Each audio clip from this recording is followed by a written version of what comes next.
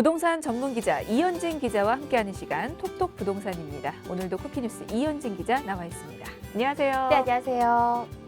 오늘은 어떤 내용인가요? 네, 오늘은요. 2017년 아파트 시장을 전망해보는 시간 준비했습니다. 2017년 아파트 분양 시장은 하락세가 이어질 거다. 이런 전망이 굉장히 많았었는데요. 과연 그게 사실인지 또 얼마나 또 침체가 될 것인지 그런 것들을 종합적으로 진단해 드리도록 하겠습니다. 네. 자, 오늘은 2017년 아파트 시장을 전망해 보도록 하겠습니다. 어떨까요? 이게 올해는 분양 물량이 줄어든다고 하던데. 네, 그렇습니다. 사실 이제 지난해부터 올해 분양 물량이 줄어든다 이런 얘기들이 굉장히 많았었는데요. 그런데 지난해와 그 지난해에 분양 물량이 워낙 많다 보니까 평균 수준에서 조금 줄었다라고 볼 수가 있을 것 같습니다. 사실 좀 2015년과 2016년을 좀 짚어볼 필요가 있을 것 같은데요. 이 두 해 동안 평균보다 굉장히 많은 물량들이 쏟아져 나왔습니다. 100만 가구가 넘는 물량이 시장에 쏟아져 나왔고요. 그래서 이제 청약열지도 굉장히 뜨거운 그런 모습을 보였었는데 2014년 말에 신규 택지지구 지정 중단이라는 발표가 나왔었고 또 작년에 8.25 대책과 더불어서 11.23 대책이 나왔었죠. 이런 여러 가지 이유로 인해서 분양 물량이 많았지만 분위기가 조금 감소하는 그런 모습을 보여왔습니다. 그래서 올해는 40만 가구 이하로 분양 물량이 줄어들 전망인데요. 지난해와 비교해서는 대폭 감소한 물량이라고 볼 수 있을 것 같습니다. 네. 작년에 그렇게 많은 물량이 나왔나요? 어느 정도였나요? 네, 그렇습니다. 올해 분양 물량이 얼마나 줄어드는지 알기 위해서는 지난해에 얼만큼 분양이 됐는지 보면 좀 적절하게 비교가 될 수 있을 것 같은데요. 지난해 2016년에 아파트가 전국에 50만 가구 정도가 공급이 됐습니다. 이 물량은 예년보다도 많은 수치긴 한데요. 그러니까 역대 두 번째로 많은 수치입니다. 2015년에 51만 가구로 역대 가장 많은 물량이 분양이 됐고요. 그 다음에 이제 된 게 지난해입니다. 그래서 지난해 역대 두 번째 많은 물량이 이제 분양이 됐는데 올해는 그거보다 현저히 낮은 수준입니다. 그런데 평균 수준보다도 조금 낮은 수준으로 공급이 되고요. 그래서 올해 분양 물량이 굉장히 감소했다라고 볼 수가 있을 것 같습니다. 특히 정부가 이제 지난해 부동산 시장이 과열 양상을 보이면서 여러 가지 규제 대책을 쏟아냈습니다. 그래서 그때 이제 12월 달에 분양하지 못한 물량이 올해 1월, 2월로 이제 딜레이가 됐는데요. 그런 물량을 감안을 하더라도 올해 전체적으로 봤을 때는 지난해와 비교해서 굉장히 많이 감소했다. 이렇게 볼 수 있을 것 같습니다. 네. 이게 2016년은 하반기로 갈수록 분양 물량이 쏟아져 나왔었는데요. 이게 분양 물량이 많아지면서 청약 시장 열기도 참 대단했던 것 같습니다. 특히 어느 지역 열기가 대단했죠? 네, 그렇습니다. 전반적으로 수도권을 포함해서 이제 부산 같은 지역을 전반적으로 청약 열기가 뜨거웠다. 지난해는 뜨거웠다라고 평가를 할 수가 있을 것 같은데요. 특히 청약 경쟁률이 높았던 단지들이 있었습니다. 그런데 10가지, 그러니까 상위 10위 안에 드는 단지를 뽑았는데요. 그런데 상위 10개 중에 6개가 부산에서 나왔습니다. 그 정도로 부산 분양시장의 열기가 뜨거웠다라고 볼 수가 있는데요. 2015년에 5,700가구가 분양시장에서 부산에서 나왔는데 이제 지난해는 27,000가구 정도로 분양 물량도 대폭 증가를 했고요. 부산 지역의 평균 청약 경쟁률을 보면 더 놀라운데요. 100대 1을 넘었습니다.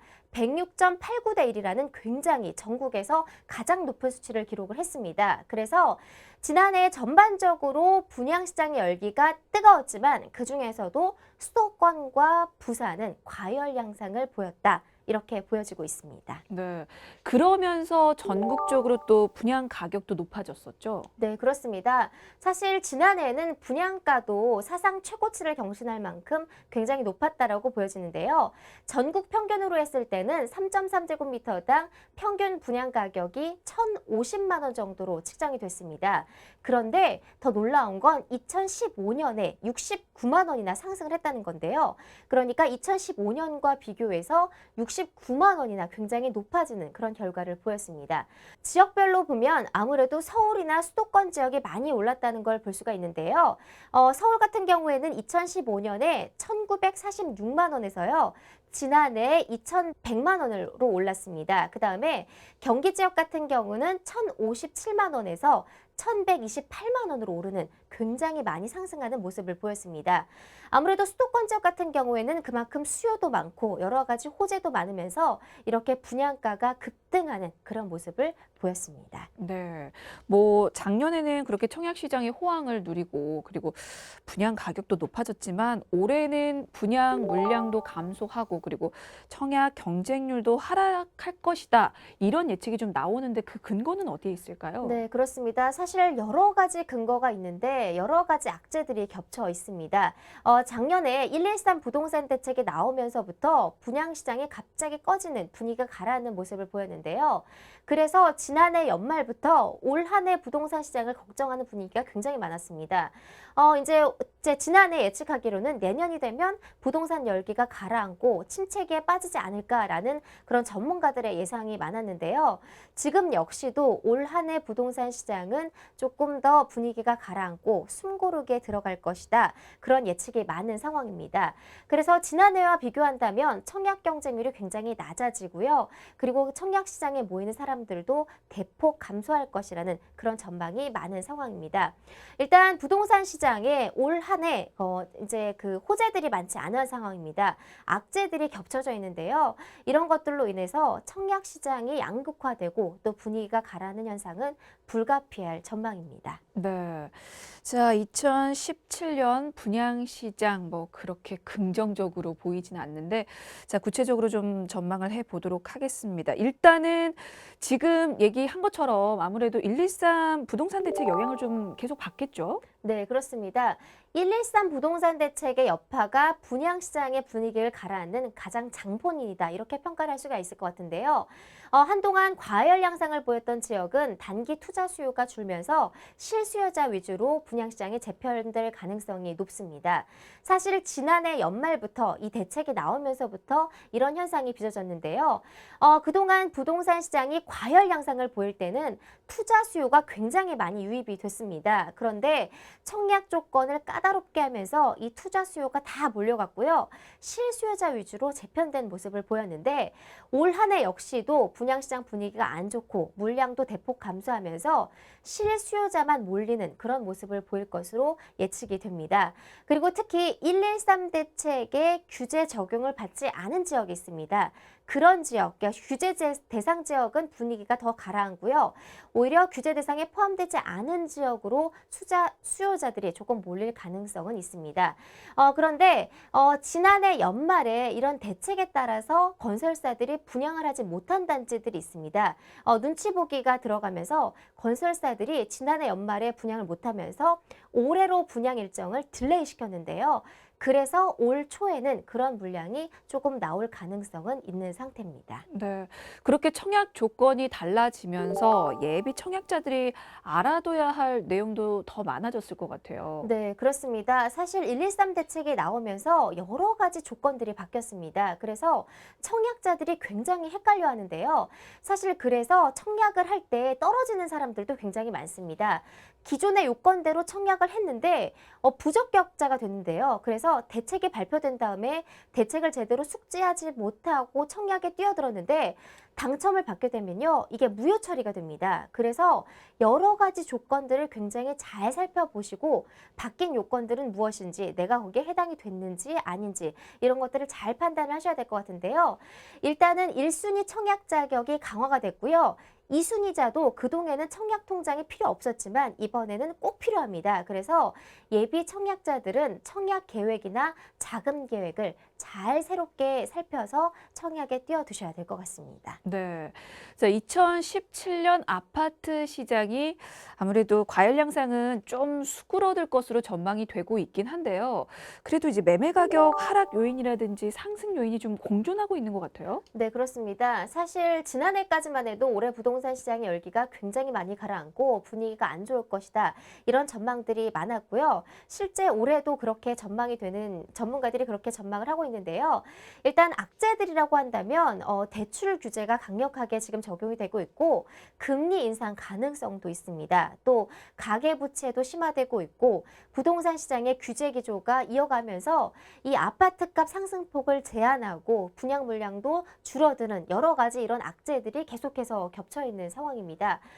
특히 문제가 되는 게 우리나라 이제 경제나 부동산 시장 전반적인 대내적인 악재들이 굉장히 많은데 미국의 이제 도널드 트럼프 대통령이 당선이 되면서 보호무역주의로 이제 가고 있죠. 그래서 부동산 경기에도 영향을 미칠 것이라는 전망이 많고 특히 지금 가장 문제가 되는 게 미국의 금리 인상입니다.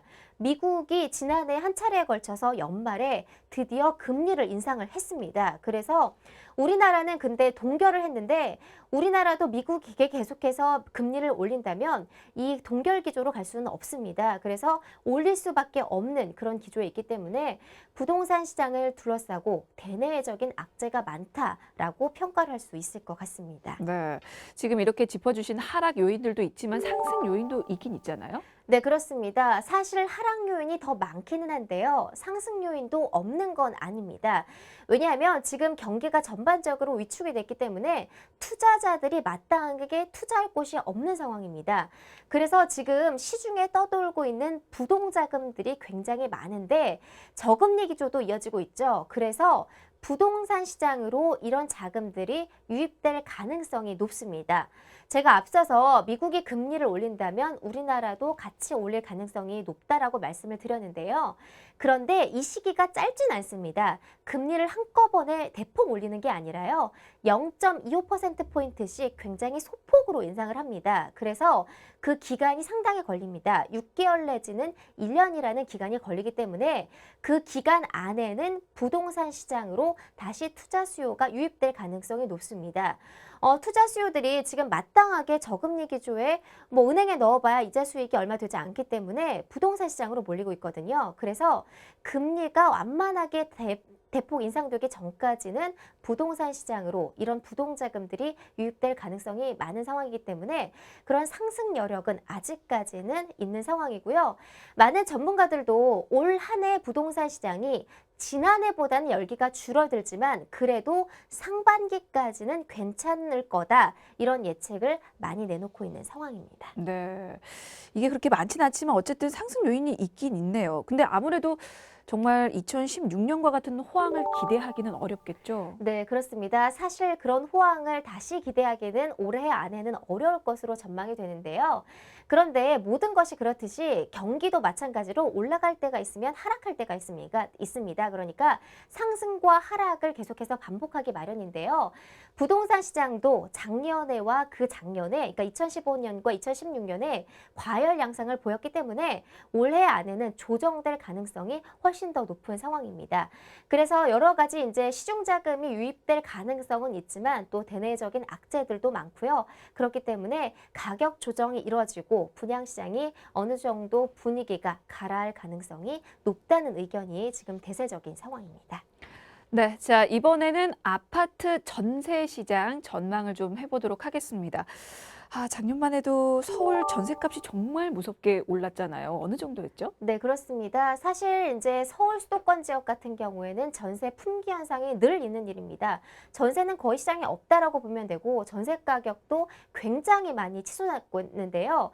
그러니까 통계를 보면요. 거의 2년, 3년 동안 전세 가격은 올랐다 내렸다를 반복하지만 꾸준히 상승하는 그런 모습을 보이고 있습니다.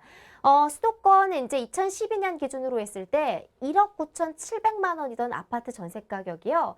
2016년 10월 말 기준으로 조사해 봤는데 3억 100만 원으로 조사가 됐습니다. 그러니까 무려 거의 2, 3년 만에 50%나 넘게 상승한다고 볼 수가 있을 것 같은데요. 지방도 마찬가지입니다. 이렇게 전세 가격은 계속해서 치솟고 있는 상황이고요.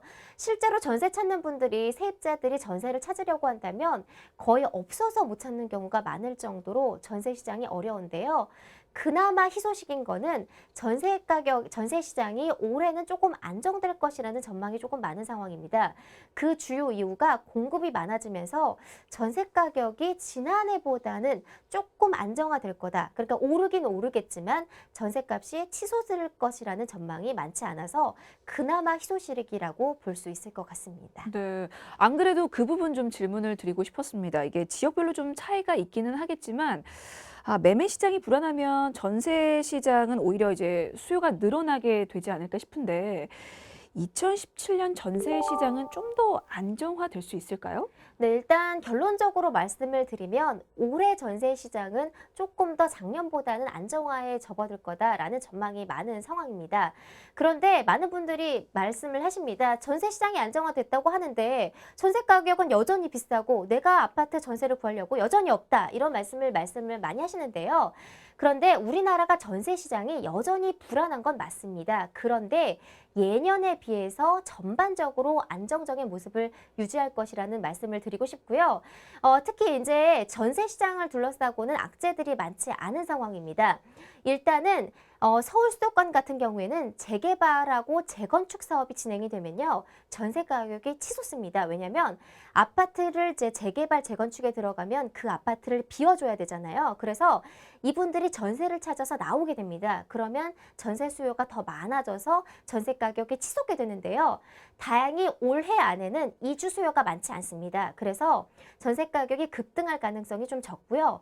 그리고 가장 중요한 포인트는 그동안 이제 공급이 많아지면서 입주 물량이 많아졌다는 겁니다. 그만큼 아파트 입주 물량이 많아지게 되면 전세 물량도 늘어난다라고 볼 수가 있을 것 같은데요. 그래서 많은 전문가들이 지난해보다는 올해 전세 매물이 조금 여유가 생길 거다라는 전망은 많은 상황입니다. 그런데 일시적으로 지역에 따라서 수급 불균형 현상은 이룰 수 있지만 입주가 많아지는 지역 같은 경우에는 전세값이 또 오히려 더 떨어지고 역전세난이 또 발생할 수 있다. 이런 우려도 있는 상황입니다. 네, 알겠습니다. 자, 이현진 기자의 톡톡 부동산 오늘은 2017년 아파트 시장을 전망해봤습니다. 자, 지금까지 쿠키뉴스의 이현진 기자였습니다. 고맙습니다. 네, 고맙습니다.